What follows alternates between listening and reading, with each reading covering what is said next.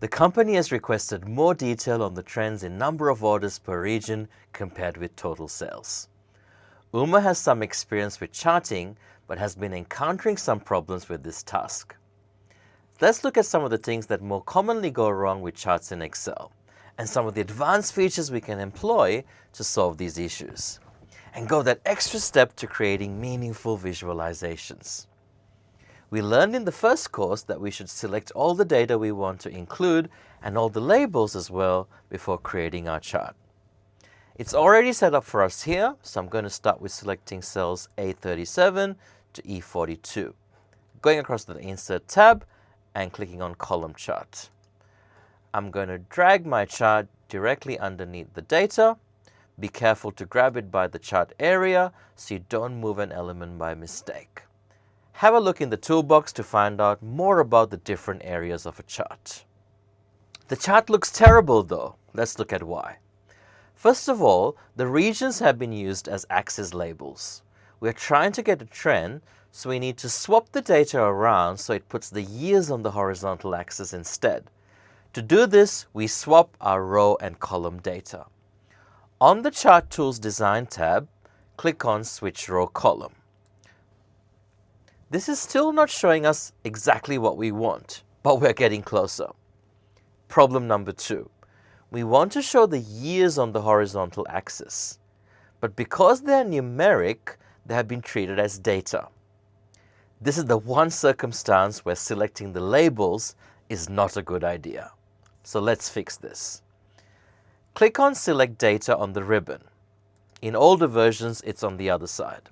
This dialog gives you total control of what is and is not included in our chart. On the left-hand side are the data series.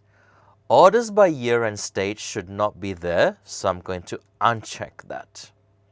On the right-hand side are our horizontal axis labels. This is where we want the years. So click Edit and select cells A38 to A42, which have our years. Click OK, and that's looking much better. We still have one big problem. We can only see the sales totals. That is because we are comparing the numbers of orders per region, very small values, to total sales, which are comparatively large values. When you have completely different units of measure in the same graph, you can change your chart to a combination chart and put some of the series on a different axis.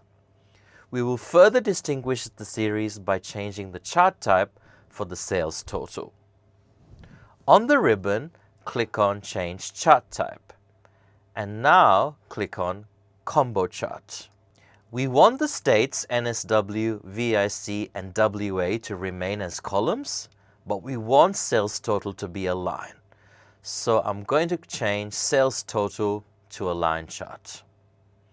In newer versions of Excel for Windows, you can also move sales to the secondary axis. So check secondary axis and click OK. If you have Excel for Mac or an older version of Excel, you will need to move sales total to the secondary axis slightly differently. Right-click on the series, click on Format Data Series, and then you'll get the option to choose a secondary axis. The sales figures now have their own axis on the right, and we can actually see the number of orders as well. The left-hand axis refers to the number of orders, so our chart's looking great. One more tweak. We don't have all the figures for 2017 yet, which is why the chart is dipping so low. We don't want to show a negative trend when there isn't one, so let's take 2017 out of the picture. Click on Select Data in the ribbon, and in our horizontal axis labels, uncheck 2017 and click OK, and we're almost done. Now all we need is a good title. I'm going to triple click on the chart title so that I can edit it, and I'm going to call this Sales Trends. And click outside the chart so that our chart is complete. So by switching the row and column, selecting the data, changing the chart type, as well as adding a secondary axis, we have created a sophisticated visual representation of our sales trends.